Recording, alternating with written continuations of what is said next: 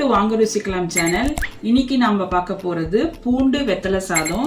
இதுக்கு நான் ஒரு 3 வெத்தலை எடுத்திருக்கேன். இது எங்க வீட்டு கமார வெத்தலை பாருங்க. இது மாதிரி நான் 3 எடுத்து அதை நான் பொடியா கட் பண்ணிக்க போறேன்.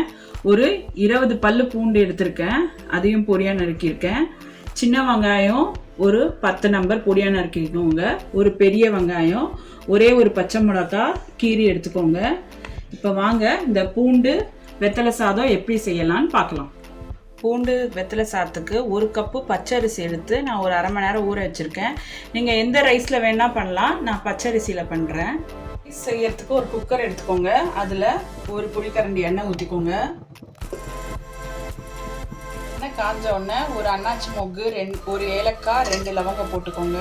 டீஸ்பூன் சோம்பு சேர்த்துக்கோங்க. டீஸ்பூன் ஜீரகம் சேர்த்துக்கோங்க. ரோஸ்டட் வேர்க்கடலை சேர்த்துக்கோங்க.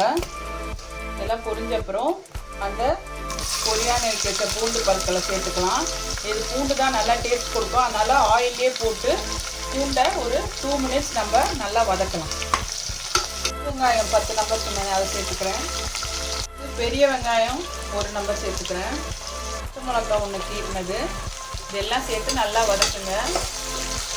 ஆனியன் பொன்னிறமாக வாங்குற வரைக்கும் வதக்கலாம். இப்போ பொடியாக நறுக்கினேன் நம்ம வெத்தலையை சேர்த்துக்கலாம். நீங்கள் எந்த வெத்தலை வேணால் யூஸ் பண்ணிக்கோங்க. நான் கமர வெத்தலை இருக்கிறதால அதை சேர்த்துக்கிறேன். சாதா வெத்தலைனா கொஞ்சம் அதிகமாக சேர்த்துக்கோங்க. இந்த கமர வெத்தலை வந்து கொஞ்சம் காரமாக இருக்கும், அதனால் நான் ஒரு பெரிய வெத்தலையாக 3 தான் சேர்த்துருக்கேன். 1 கப் அரிசிக்கு. பவுடர் ஆட் பண்ணிக்கலாம். ரெட் சில்லி பவுடர் ஒரு 1/4 டீஸ்பூன் சேர்த்துக்கோங்க. 1/4 டீஸ்பூன், ஒரு 1/4 டீஸ்பூன். இப்போ இதெல்லாம் நல்லா ஸ்பைஸ் பவுடர்ஸ்லாம் ஆயிலில் ஒரு 2 மினிட்ஸ் ஃப்ரை ஆகட்டும். மசாலாலாம் நல்லா வறுபட்டுச்சு. இப்போ வந்து நம்ம ரைஸ் சேர்த்துக்கலாம். பச்சரிசியை ஊற வச்சுருக்கேன்ல, அதை நான் சேர்த்துக்கிறேன். ரைஸ் இந்த ஆயிலில் வந்து ஒரு 2 மினிட்ஸ் சாட்டே பண்ணுங்கள். இப்போ நம்ம தண்ணி சேர்த்துக்கலாம். இப்போ 1 கப் ரைஸுக்கு 2 டம்ளர் தண்ணி சேர்த்துக்கலாம். 2 டம்ளர் தண்ணி சேர்த்து கொஞ்சம் பாயில் ஆகட்டும். இந்த சாதத்துக்கு தேவையான உப்பு சேர்த்துட்டேன். இது கொஞ்சம் கொதிக்கட்டும், அப்புறமா நம்ம விசில் விடலாம். நல்லா கொதிச்சு வந்துடுச்சு. இப்போ நான் குக்கர் போட்டு விசில் விட போகிறேன். நீங்கள் 2 விசில் விட்டால் போதும், இந்த சாதம் ரெடி ஆகிடும். குக்கர் வெயிட் போட்டேன். மீடியம் ஃப்ளேமில் 2 விசில் எடுத்து இறக்கிட்டா சாதம் ரெடி ஆகிடும்.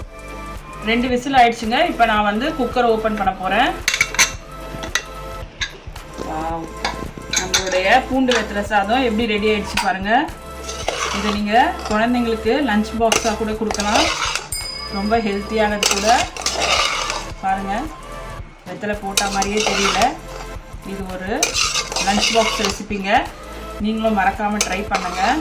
இப்போ நான் இதை சர்விங் பவுலுக்கு மாற்றிடுறேன்.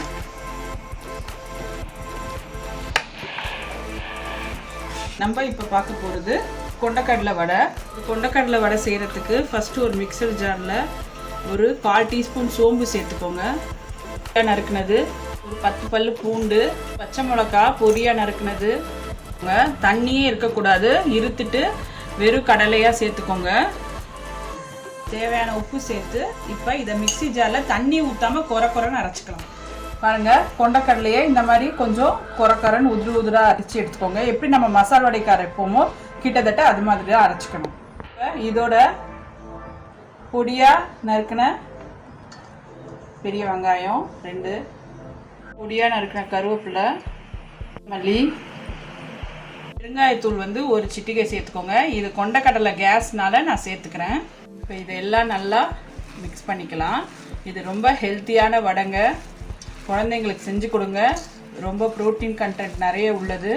கொண்டக்கடலை சுண்டல் சாப்பிடாதவங்க கூட இந்த மாதிரி வடையாக செஞ்சு கொடுத்தா சாப்பிடுவாங்க.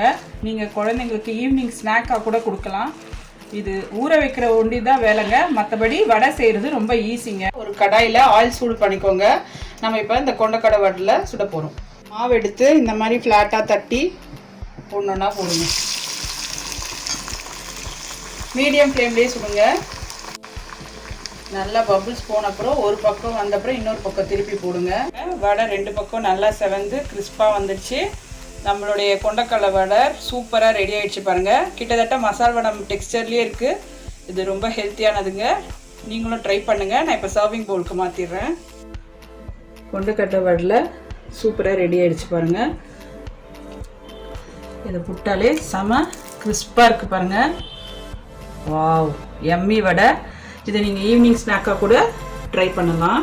நம்ம பூண்டு வெத்தலை சாதமும் கொண்டக்கடலை வடையும் லஞ்ச் காம்போவாக ப்ரெசென்ட் பண்ணியிருக்கேன் பாருங்கள். உங்களுக்கு பிடிச்சா லைக் பண்ணுங்கள், கமெண்ட் பண்ணுங்கள், மறக்காமல் இந்த டிஷ் ட்ரை பண்ணுங்கள். இது ரொம்ப ஹெல்த்தி டிஷ்ஷு, ட்ரெடிஷ்னல் டிஷ்ஷு, ரொம்ப உடம்புக்கும் நல்லது. ஸோ நம்ம சேனலை சப்ஸ்கிரைப் பண்ணுங்கள். தேங்க்ஸ் ஃபார் வாட்சிங்.